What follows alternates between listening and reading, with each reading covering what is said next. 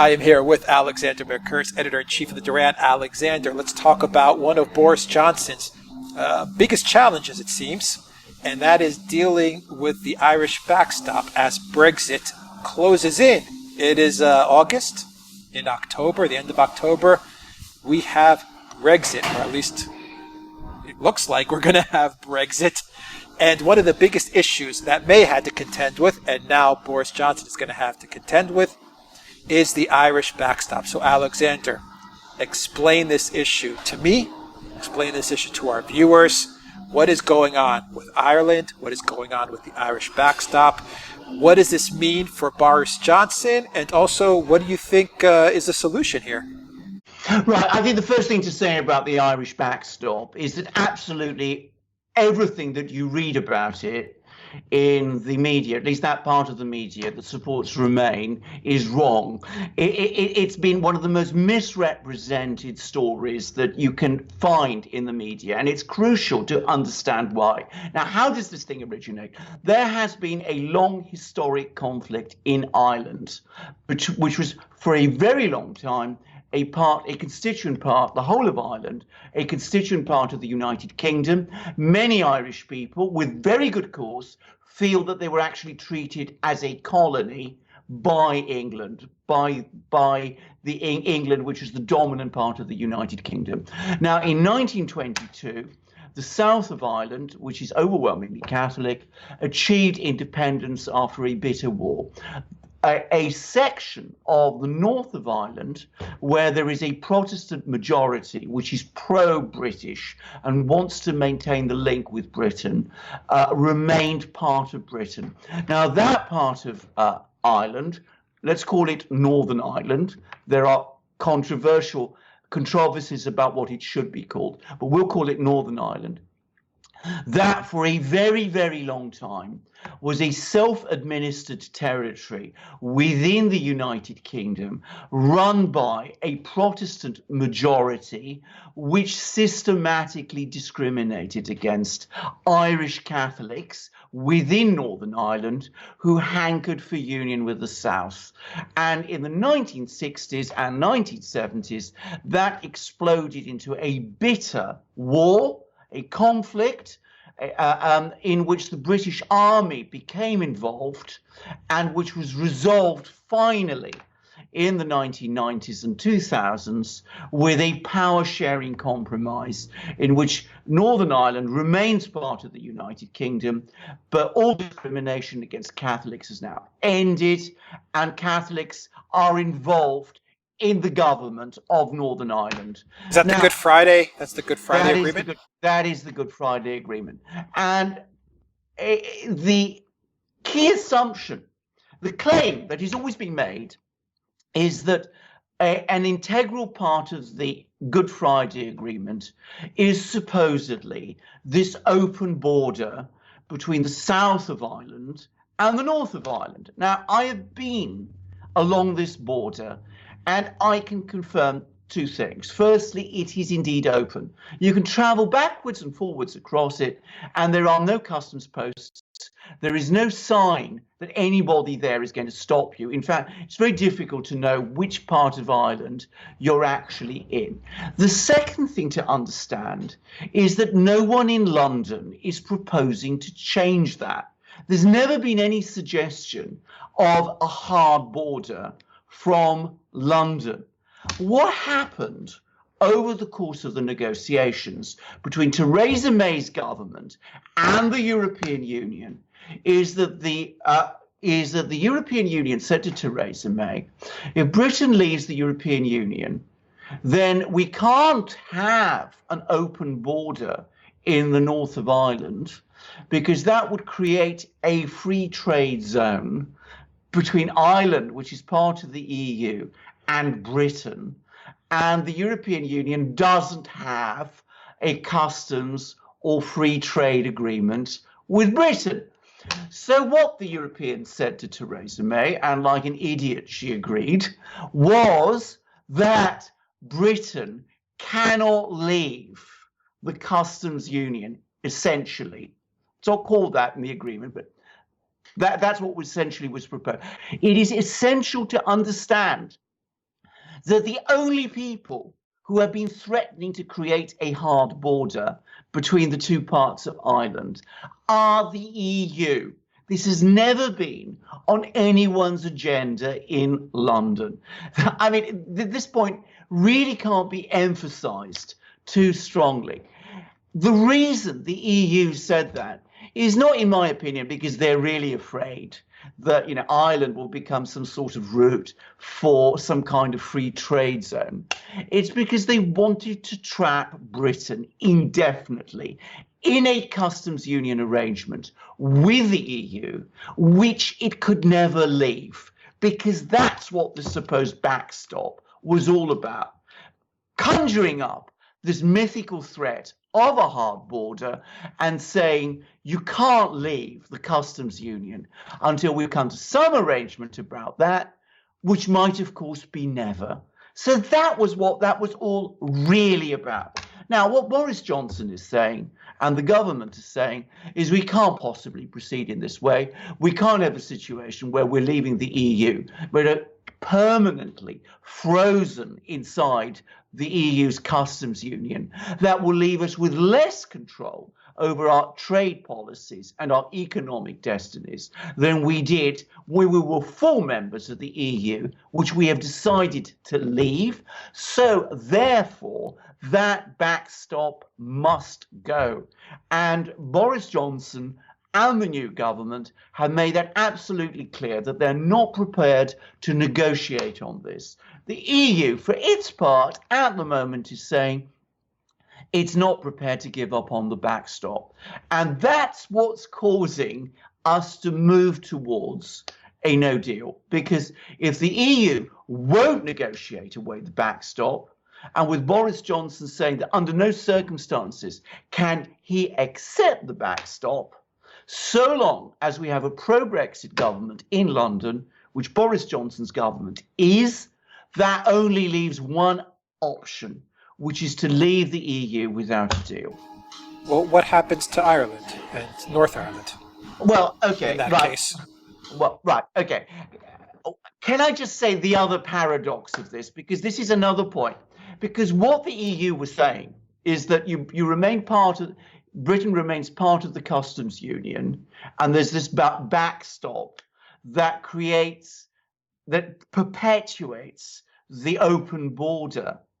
But the EU was not prepared to agree to a full customs arrangement with Britain. I mean, it was tilted more in the union's favour. So, in fact, the Northern Ireland would have remained wholly within the European Economic Territory. There would have been a border, an effective border, between Northern Ireland and the rest of Britain, even though Northern Ireland would have been a part of Britain. It would have been a disaster. It would have been a disaster. I mean, it would have been absolutely bizarre. And as a number of people are pointing out, I mean, it would have been extremely discriminatory towards the Northern Ireland Protestant majority, which want to remain a part of the United Kingdom. Now, what will now happen? I predict that this is what's going to happen. If there is a no deal on the 31st of October, which is now starting to look increasingly likely, the British will not impose a hard border between the two islands. The EU will have to consider very carefully whether or not it really wants to do so. Because if it does, it will smash the Southern Irish economy. Northern Ireland can keep going because it will be part of the United Kingdom. It will remain part of the United Kingdom, integrated within the United Kingdom, and I'm sure travel backwards and forwards by ordinary people will be able to continue as before. If a hard border is imposed, with Ireland's economy still very tightly integrated with the British, with a lot of Ireland's trade with the rest of the EU going through Britain, everybody predicts that in that kind of situation, Ireland will face an extremely severe recession. The calculable that people like Boris Johnson are making is that eventually the Irish themselves will see that, and so will the British, sorry, so will the Europeans, and they will come to some kind of compromise. So if we have a crash out, in other words, a no-deal Brexit, let's not call it a crash out. If we have a no-deal Brexit on the 31st of October, I predict there will be some kind of transitional arrangements. And again, like all these other scare stories we hear about no-deal Brexits, life will go on, probably to a certain extent, much as before. The great apocalypse that people are predicting will not happen, because I don't think the EU can afford to see an economic crisis in Ireland. What a fantastic explanation, Alexander. What an interesting story that I predict will gain a lot of momentum as Brexit approaches. I mean, this is an interesting story. It's fascinating how the UK, Boris Johnson, Ireland, the EU is stuck in this dilemma over this border. Well, the reason they've created this dilemma themselves, because the EU used the Irish conflict as a card to gain, well, as something to gain leverage over the British in the negotiations. And Theresa May, to her unbelievable shame, let them. She allowed it. She went along with it. And that's why we are in this mess. The EU overplayed its hand, and Theresa May let them do it. Now they're facing a mess. Incredible story. Alexander Mercouris, editor-in-chief of the Duran. Thank you very much. Guys, if you like this video, click on the subscribe button down below. Click on the notifications bell to make sure you get notifications every time we push out a new video. Remember, you can get a copy of this video in audio format, so follow us on iTunes and Soundcloud as well. And please donate to us on PayPal, Patreon, and Subscribestar. The link is in the description box down below.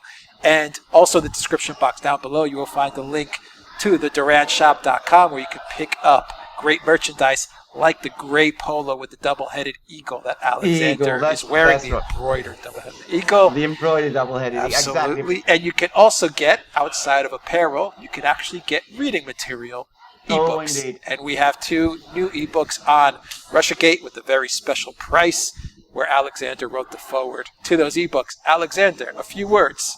Yes, I'll say a few words, because I mean these ebooks, like the thing about the backstop, the Irish backstop we've talked about here. I mean, there's so much fog created around these issues, and those ebooks are an attempt to dispel the fog that's been created around Russiagate.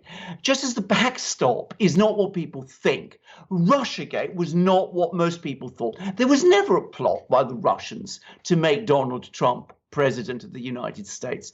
There was a plot by the intelligence communities and the Democrats, or at least some of the Democrats and some of the media, to make Hillary Clinton president of the United States. It very nearly succeeded. And when it failed, there was an attempt to delegitimize the person who actually won the election, who was Donald Trump. Now, that's what one ebook discusses. The other ebook is about essentially the cover-up of that plot, which was the Mueller investigation, carrying out this investigation into this thing that never happened, the plot that never happened, the Russian plot that never happened, in order to conceal the actual intelligence community plot, which did. And that needed William Barr to come along and to clear it all out. So this is what those 2 books are about. You want to understand Russiagate, what Russiagate really was, you need to go to those 2 books. And in order to keep one's mind clear, as one is writing books and researching books like that, one needs, can I just say, lots of tea, lots of coffee, lots of refreshment. How do I get it? I get it through my amazing magic Duran mugs, which you've spoken about lots of times. I'm afraid I've been doing far too much of that recently, or not too much of it, but lots of it, in order to stay on top of things. So they're all being cleaned at the moment in my dishwasher, which is why I don't have them here. But without them, I would be lost, just as I would be lost without shirts like this. I mean, I look how smart I look in it. I feel much more comfortable than I did in the old suit I used to wear. Do you remember, with my tie and all that? On hot days, perfect weather, I feel just as smart, just as confident, just as erudite, just as fluent, because I'm wearing amazing shirts of this kind, of the sort you can get on our shop, and you can get mugs on our shop. You can get hats on our shop. You can get all sorts of nice things, hoodies, stickers, what have you. The feedback we're getting on our merchandise is astonishing. So help yourself and help the Duran by going there. Absolutely. Alexander Mercouris, editor-in-chief of the Duran, thank you very much. And guys, a quick apology on my end. I'm visiting family here. I'm doing this from a hotel room, so if it's a little noisy on my end, I do apologize, but we wanted to get these videos out to you guys, right, Alexander? We had a series of videos that we wanted to get out to you because we had a lot of really interesting breaking news. So once again, Alexander Mercouris, editor-in-chief of the Duran, thank you very much. Until next time, everybody, take care.